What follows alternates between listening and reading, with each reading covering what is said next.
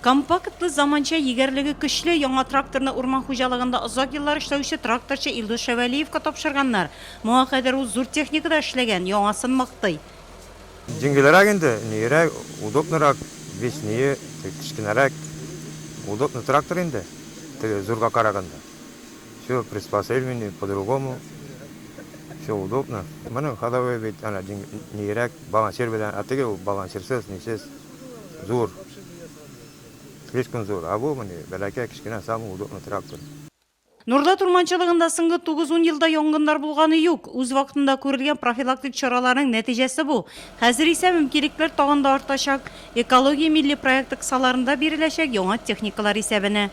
Трактордан башка инде кайтардан урман специализированный урман сүндерә торган техникалар, автобус УАЗик базасында, мотопомпалар, лесопатрульный техника.